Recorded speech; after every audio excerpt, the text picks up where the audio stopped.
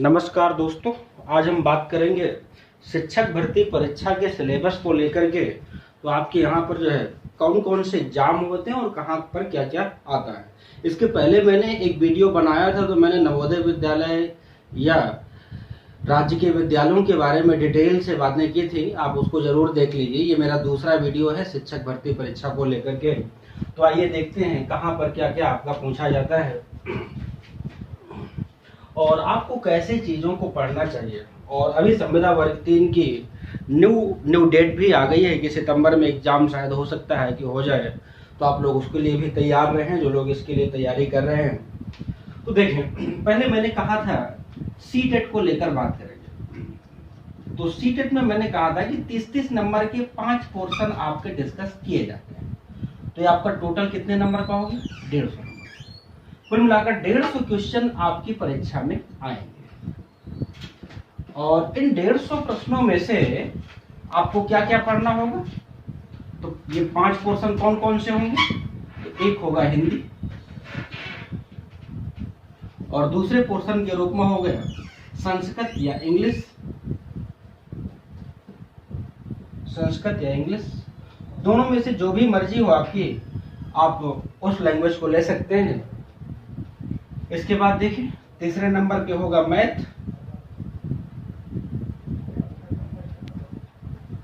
फिर यहाँ पर ईवीएस होगा, और फिर अंतिम पोर्शन के रूप में आपका होगा बाल विकास मनोविज्ञान। बाल विकास मनोविज्ञान।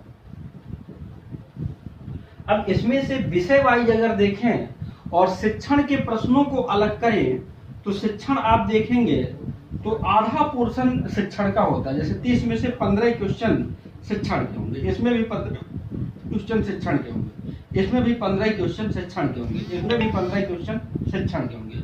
और ये ऑलरेडी आपका शिक्षण जैसा ही है, अर्थात मनोविज्ञान से जुड़ा हुआ ही होता है शिक्षण। तो टोटल आप देखोगे 15 चौको 60, 60 30 90, कुल मिलाकर बाल विकास और शिक्षण से आपके 90 क्वेश्चन पूछे जाते हैं। तो आपको 90 प्रश्न यहां पर कंप्लीट करने होंगे। तो ये आपको 90 प्रश्न करने होंगे। देख रहे हैं सीटेट में शिक्षण के लिए, मतलब अगर क्वालिफाई करना है तो बाल विकास और शिक्षण का पोर्शन आपका ज्यादा मजबूत होना चाहिए। आइए अब दूसरे एग्जाम के बारे में बात करते हैं। तो रहा सीटेट के बारे में, और ये आपका एक प्रकार से यहाँ पर एंट्री कार्ड है। इससे कोई नौकरी नहीं मिलती है, जैसे केवीएस एनवीएस की वैकेंसी आती है। तो अगर आप सीटेट क्वालिफाई हैं तो आप फॉर्म अप्लाई कर सकते हैं। आइए और आगे, और संविदा वर्ग 3 पर बात करते हैं।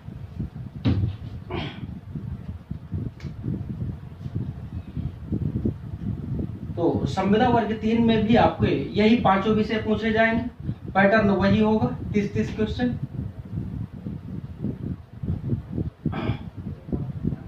और 5 Hindi, Sanskrit, English, math, EVS, psychology, ये हो गए 5। लेकिन इन 5 में से शिक्षण का पोर्शन 50% होगा ही, इसकी कोई गारंटी नहीं है। इसलिए आपको क्या करना है कि इसमें अगर संविदा की तैयारी कर रहे हैं वर्ग 3 की, तो विषय पर भी फोकस करना है और साथ में शिक्षण पर भी फोकस करना है। अर्थात विषय का रोल शायद ज्यादा होगा और शिक्षण का रोल सीटेट की तुलना में आपका कम होगा, तो थोड़ा सा घटेगा सीटेट से अगर आप देखें। आइए और एक एग्जाम के बारे में बात करते हैं कि उसका सिलेबस क्या है।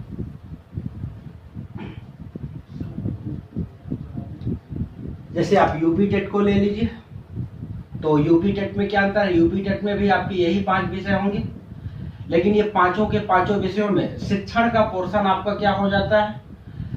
ये जो अभी तक 60 नंबर का था सीटेट में और संविदा वर्ग 3 में, एक उम्मीद ही लगाई जा सकती है कि लगभग 30 से 40 क्वेश्चन डिस्कस करेगा। यूपी टेट में मुश्किल से 4 या 5 क्वेश्चन आपका शिक्षण का डिस्कस करता है। तो कुल मिलाकर शिक्षण ही हर शिक्षक भर्ती परीक्षा के पैटर्न को बदल देता है। बाकी लगभग चीजें वही रहती हैं। चाहे आप जिस भी स्टेट की तैयारी करिए, तो शिक्षण के आधार पर घटता बढ़ता रहता है, और बाकी प्रश्न का प्रारूप लगभग एक जैसा रहता है सभी राज्यों में। अब आप देखिए इसके अलावा तो सुपर टेट में आ जाइए। सुपर टेट में आपका क्या क्या पूछा गया, अभी उसका रिजल्ट भी आया सुपर टेट का। तो सुपर टेट में आपका सिलेबस क्या होता है उसको भी क्लियर करिए।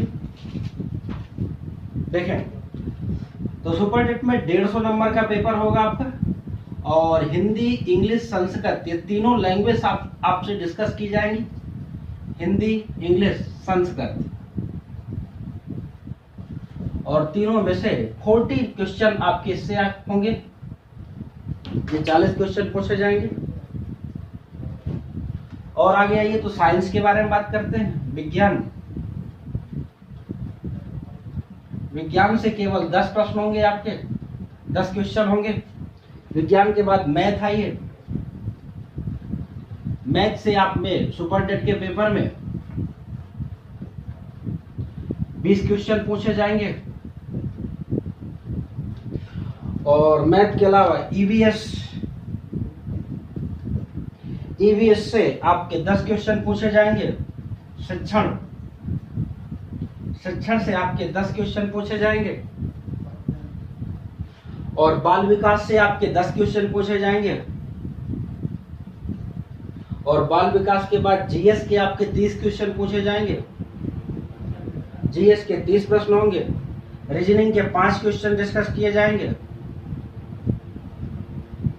रीजनिंग के 5 प्रश्न होंगे। सूक्ष्म तकनीकी के 5 क्वेश्चन होंगे। सूक्ष्म तकनीकी, इससे 5 प्रश्न पूछे जाएंगे। जीवन कौशल प्रबंधन को लेकर के 10 क्वेश्चन पूछे जाएंगे।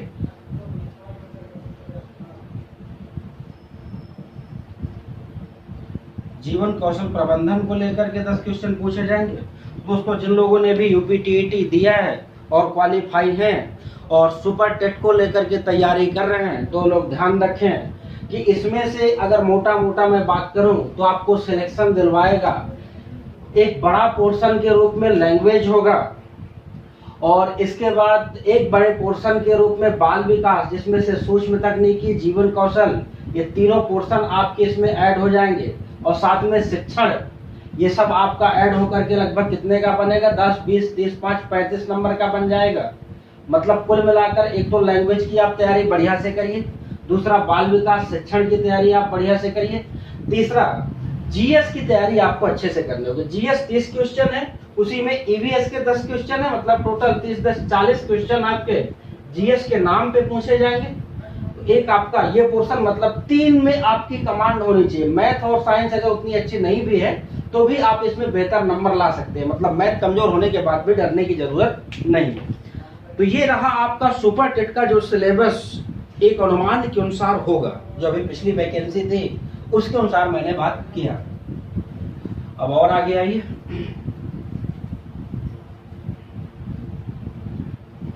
और देखिए, केवीएस के सिलेबस को लेकर के हम बात कर लेते हैं। केवीएस केंद्रीय विद्यालय, और केंद्रीय विद्यालय में पीआरटी यानी कि प्राइमरी के टीचर को लेकर के बात करते हैं। तो केवीएस के जहां पर पीआरटी का पेपर होता है वो आपका 2 भागों में बटा होता है, एक पार्ट 1, दूसरा पार्ट 2। पार्ट 1 और पार्ट 2।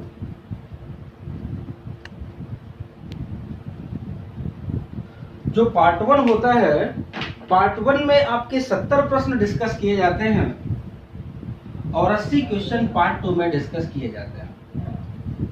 और टोटल मिला करके अगर आपको केवीएस में जो है यहाँ पर टीचर बनना है तो 150 क्वेश्चन का सामना आपको यहाँ पर भी करना होगा। और ये जो 70 प्रश्न होंगे, इसमें से आपके कौन कौन से होंगे?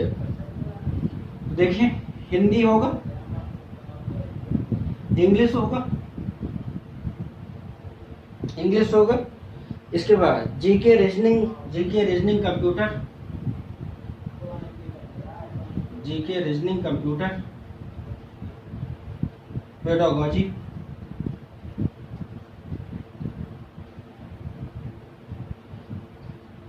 पेडागोजी,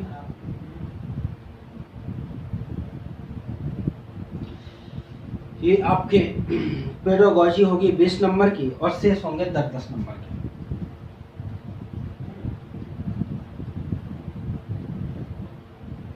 गिनिएगा 10, 20, 30, 40, 50, 20, 60। एक पोर्शन आपका और होगा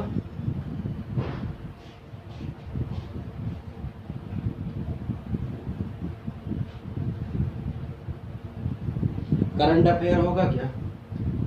हिंदी 10, 20, 30, 40, 50, 50, 20, 70, ठीक है, इतना ही होगा। और आगे आइए पार्ट 2 में बात करिए। तो पार्ट 2 में आपका 4 पोर्शन में बटा होगा, जो आपका 20-20 नंबर का डिस्कस किया जाएगा ये 4 पार्टों में। एक में लैंग्वेज होगी जिसके 20 क्वेश्चन होंगे, और लैंग्वेज में हिंदी और इंग्लिश से बात की जाएगी। मैथ के 20 क्वेश्चन आपसे डिस्कस किए जाएंगे।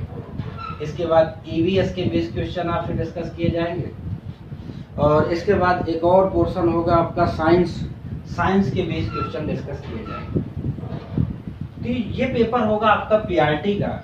और पीआरटी में आपको अगर सक्सेस होना है तो इसमें 3 सीढ़ी आपको पार करनी होगी। एक सीटेट का एग्जाम क्वालिफाई करना होगा, फिर इसके बाद केवीएस पीआरटी का एग्जाम क्वालिफाई करना होगा, फिर आपको यहाँ पर इंटरव्यू में जाना होगा, और फिर सीटेट तो केवल यहाँ पर पीआरटी में बैठने के लिए होता है, लेकिन पीआरटी और इंटरव्यू इन दोनों के नंबरों को जोड़ करके मेरिट बनाई जाएगी। और इस मेरिट में अगर टोटल 100% नंबर मान लिए जाए तो 85% मार्क्स आपके पीआरटी के एग्जाम से यहाँ पर जोड़े जाएंगे, और 15% मार्क्स आपके इंटरव्यू से जोड़े जाएंगे। और इसमें से आप अगर 100 से 110 के बीच में हैं तो आप अपने आप को सेफ समझ सकते हैं।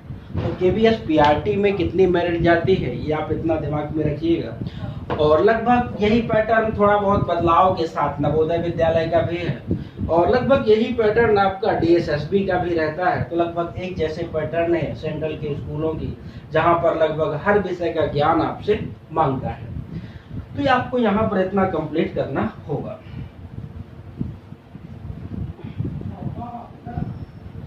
अब दोस्तों सितंबर में जो डेट आई वो पेपर होगा या नहीं होगा ये तो आपका समय ही तय करेगा।